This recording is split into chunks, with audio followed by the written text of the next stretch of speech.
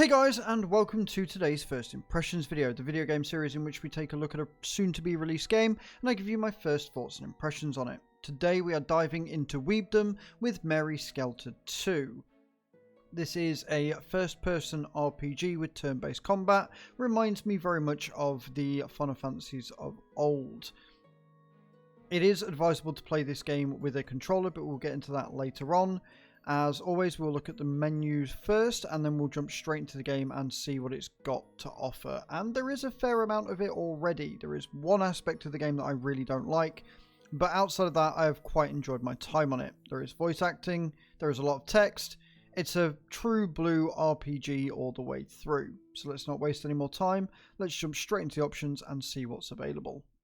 Alright, here we are in the options menu. So as you can see, there are a few things that you can choose from here. You've got your display text, your voice, sound effects and BGM. I will say that the game is rather loud even at these settings, so you might want to turn them down a little bit.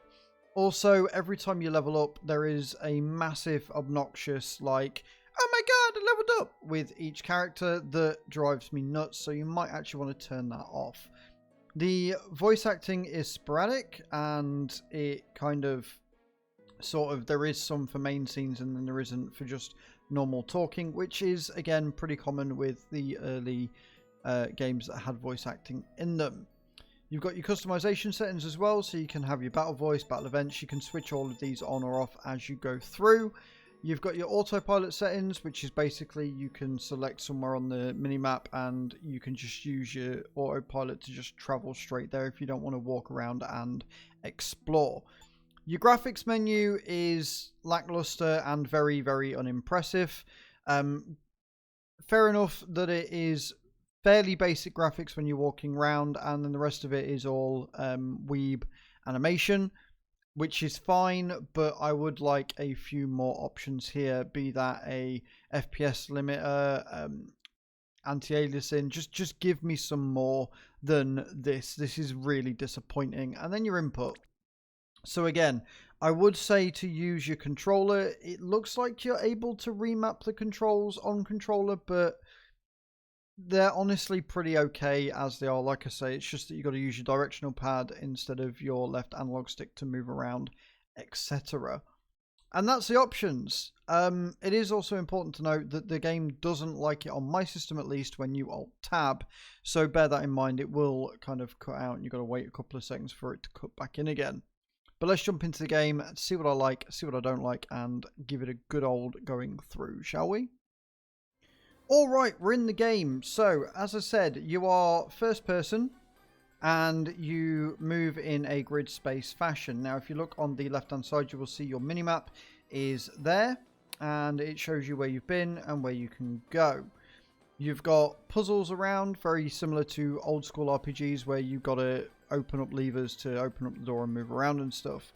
It is also worth noting that you can only save at save points. This is another very old school JRPG thing that we have not seen in games for a while. Most of them nowadays have autosaves. I kind of like the fact that it's got save points because it adds a bit of a challenge to it, adds a bit of strategic planning. You've got to make sure you are strong enough to go into the next level before you carry on. Also, as it's an RPG, you have a lot of stuff that you can do with each character. You've got your items, which you can see and use, and each of them have their own ability, and it tells you what each ability is.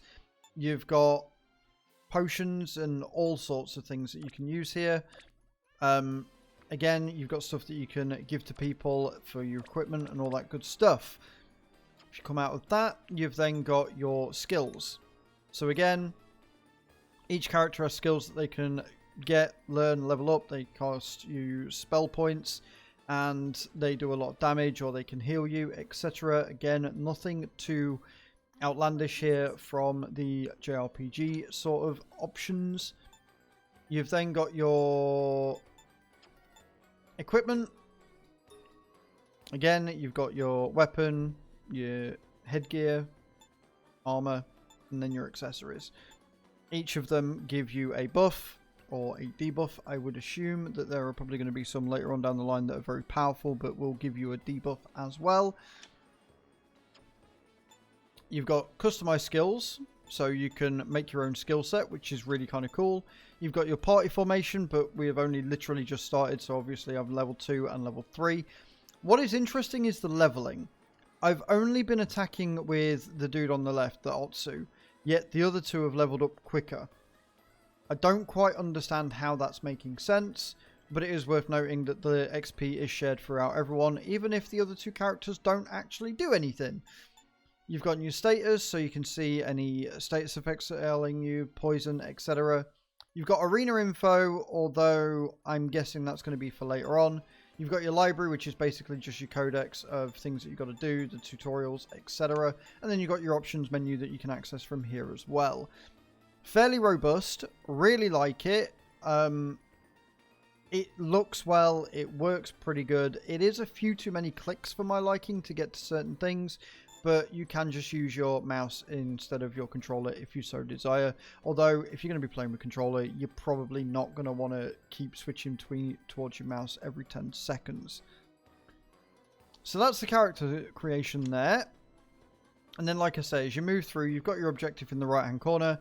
And as with most JRPGs, as you walk around, you can encounter enemies and there's traps. And there's all sorts of things that you can find and go exploring. There's chests to get and stuff.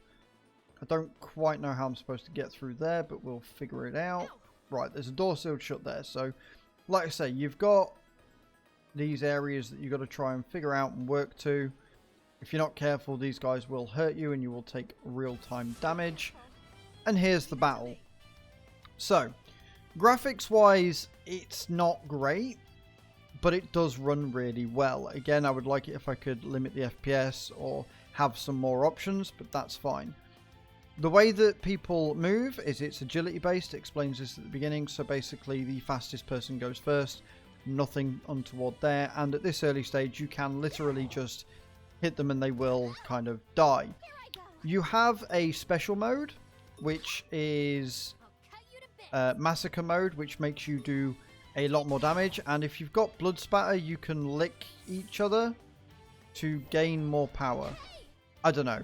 It's anime weeb stuff. I don't understand. Your skills do a lot of damage to things, and you straight up kill them. So it's fairly easy early on.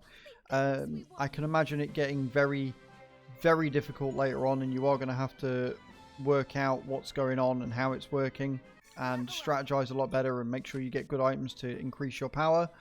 But for the early game, it's pretty straightforward and simple. I like it. What I don't like is the movement. I don't like this grid-based sort of movement where I can only go certain ways. I like freestyle moving and doing all that good stuff. So, yeah. That's Merry Skelter 2. It's an interesting game. The combat is, as you would expect, there is a lot of weeb stuff going on. There's a lot of weird sort of text that doesn't really make sense.